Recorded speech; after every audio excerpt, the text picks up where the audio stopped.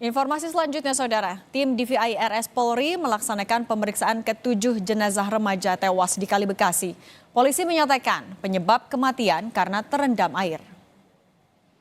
Tim DVI RS Polri Kramat Jati, Jakarta Timur menyampaikan pemeriksaan lengkap ke-7 jenazah remaja. Penyebab kematian disebut karena terendam air. Temuan kekerasan tidak ditemukan dari jenazah.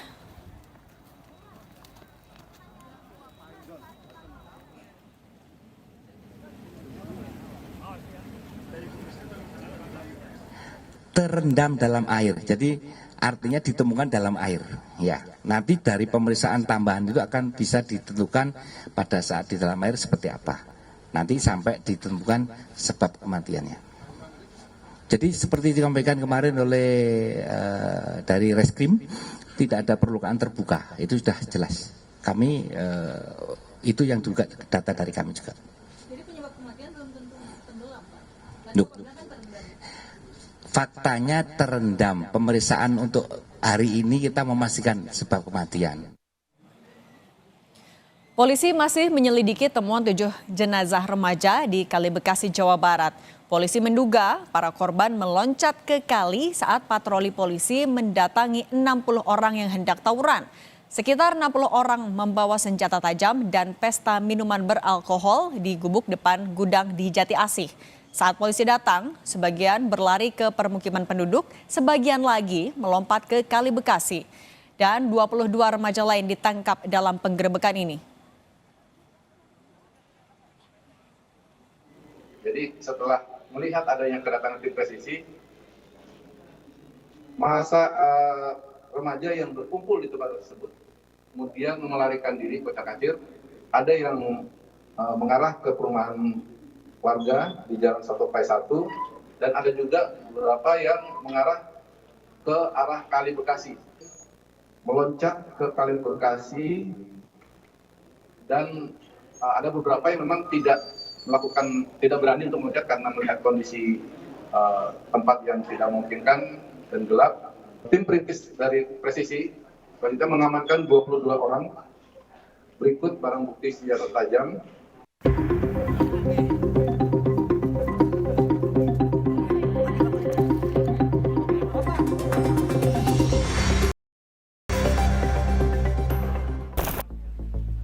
Tim Polsek Metro Bekasi melakukan olah tempat kejadian perkara 7 remaja yang tewas di Kali Jati Asih, Bekasi, Jawa Barat.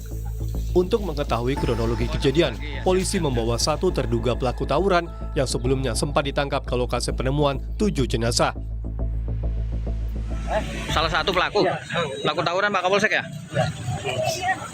Yang ditangkap hari Jumat Pak Kapolsek ya? Iya. Sabtu pagi. Oh, Sabtu pagi ya, siap. Dari hasil pemeriksaan sementara terhadap jenazah remaja, tidak ditemukan luka terbuka ataupun patah tulang.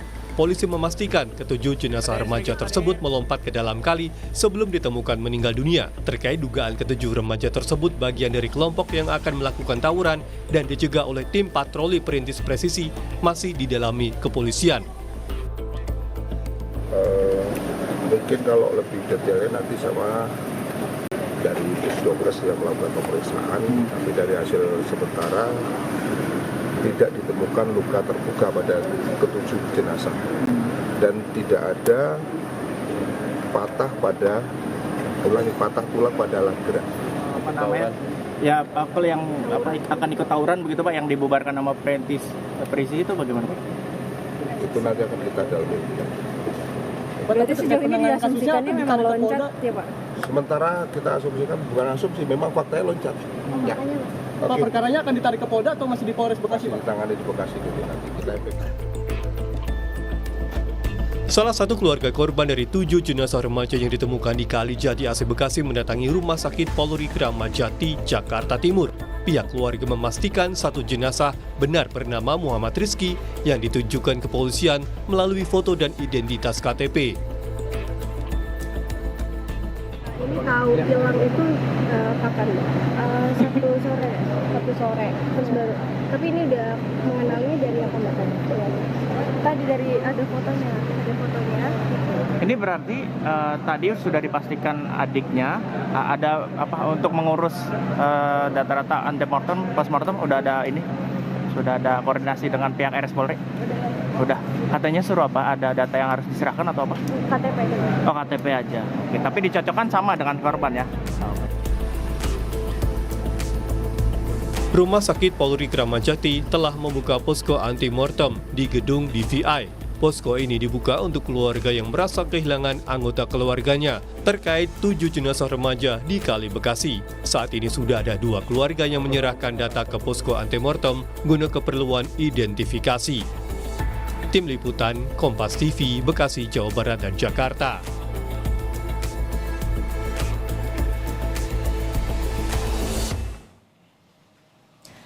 Polisi masih terus menyelidiki penyebab kematian 7 remaja yang tewas di Kalijati Asih Bekasi.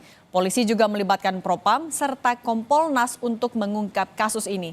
Kita bahas bersama Ketua Harian Kompolnas Beni Mamoto. Pak Beni, selamat petang. Selamat petang. Pak Beni, Kompolnas kan juga dilibatkan dalam mengungkap. Nah, kalau temuannya sejauh ini dari Kompolnas dan juga koordinasi dengan polisi seperti apa, Pak? Ya, kami memantau terus perkembangan tahap demi tahap penanganan ini dan kami apresiasi karena kerja cepat. Setidaknya dengan sudah ditemukannya saksi, kemudian juga sudah diamankannya beberapa tersangka, maka untuk merunut peristiwa ini jauh lebih mudah. Tentunya tetap harus didukung dengan secara saintifik ya, CCTV dan sebagainya. Termasuk juga dalam hal ditemukan senjata tajam perlu dibuktikan itu milik siapa. Tidak hanya pengakuan tapi juga perlu dengan pemeriksaan DNA. Apakah DNA orang itu ada di senjata tajam tersebut. Nah, ini kami lihat prosesnya lebih cepat dan kemudian diharapkan dari pemeriksaan saksi-saksi dan para tersangka prarekonstruksi sudah dilakukan. Dan menurut kami sambil menunggu hasil otopsi, nanti sudah bisa dilakukan rekonstruksi secara lengkap. Karena tadi saksi-saksi sudah ada 23, kemudian dari tersangka yang bawa senjata tajam ada 3 orang. Ini sudah bisa dilakukan bagaimana proses ketika mereka minum-minum sampai dengan tim patroli presisi datang, bubar, mereka lari. Nah, kemudian ada yang sempat ditolong oleh tim presisi. Nah, ini ketika diperagakan nanti bisa lebih jelas lagi ya proses mereka. Kemudian yang 7 itu larinya ke arah mana dan sebagainya. Karena dalam hal ini kan pihak patroli tidak menghitung, tidak tahu jumlah totalnya berapa. Sehingga yang 7 ini tidak diketahui sejak awal, tidak diketahui karena polisi ketika datang kan mereka berkerumpul. Nah, oleh sebab itu kami dari Kompolnas mendesak sambil menunggu hasil otopsi yang notabene perlu waktu, maka perlu segera penuntasan pemeriksaan semua saksi, semua tersangka, berikut nanti rekonstruksi peristiwanya seperti apa. Pak Beni, tapi kan ke-7 remaja ini diduga melompat karena kabur dari razia. Nah, kalau Pak Beni sendiri temuannya sejauh ini dari Kompolnas ada dugaan penyalahgunaan atau apa ya? Ada kesalahan SOP kah dalam pengejaran saat razia itu, Pak? Saya lebih menyoroti ketika tim patroli presisi datang, anak-anak ini kabur, ditemukan bukti di lokasi adalah minuman keras. Jadi mereka mengonsumsi minuman keras. Ini juga terkonfirmasi dengan keterangan mereka. Ini menjadi penting karena ketika mereka di bawah pengaruh minuman keras, maka sekali lagi saya sampaikan, mereka tidak normal lagi. Cara berpikir, bersikap, bertindak tidak normal lagi. Rasa takut berlebihan sehingga kabur, atau sebaliknya malah berani melebihi dari orang yang normal. Nah, inilah yang menyebabkan kondisi bagaimana mereka nekat lari dan tanpa kalkulasi risiko, termasuk menyeberangi sungai yang notabene mungkin dia tidak begitu tahu kondisi sungai itu. Pak Beni, tapi kalau keterangan dari saksi yang selamat saat kejadian seperti apa, Pak? Jadi sementara disampaikan bahwa tadi sudah dirunut juga sudah dirilis oleh Kasat Reskrim bahwa ketika tim patroli presisi datang, mereka berkumpul sekitar 60 orang. Ada 30 sepeda motor di situ. Nah, ketika datang pada kabur, ditemukan di situ ada senjata tajam, juga ada minuman keras. Nah, arah larinya dua arah. Satu mereka ke gang perumahan, yang satunya ke arah Kali Bekasi. Nah, sementara itu kan patroli tentunya tidak bisa menghitung ya berapa yang lari ke sungai, berapa yang lari ke gang. Nah, namun ada yang sempat ditolong oleh patroli presisi ketika dia tidak mampu untuk menyeberang. Dan itu akhirnya mereka memberikan keterangan. Nah, inilah yang perlu kami nanti sesegera mungkin setelah pemeriksaan tuntas dilakukan rekonstruksi sambil menunggu hasil otopsi nanti keluar. Nah, Pak Beni, kalau dari polisi sendiri kan juga sudah memberikan atensi kalau harus diungkap secara terbuka, termasuk juga ada pemeriksaan dari Propam Polri terhadap 9 anggota dari Polres Metro Bekasi Kota. Kalau dari Kompolnas untuk mengungkap kasus ini secara terbuka, termasuk soal tadi dugaan adanya penyalahgunaan atau salah SOP, seperti apa, Pak? Ya, kami dari Kompolnas selaku pengawas eksternal diberikan akses seluas-luasnya oleh jajaran Polri, oleh Pak Kapolda, Pak Kapolres, untuk kami mensupervisi kasus ini. Sehingga tahap demi tahap kami terus pantau perkembangannya, hari ini meriksa berapa, siapa saja, dan sebagainya. Nah, nanti pada saatnya rekonstruksi kami juga akan hadir ke lokasi, dan kami selalu mengingatkan, berangkat dari pengalaman kasus di Padang, kami selalu ingatkan untuk optimalkan pendekatan secara saintifik.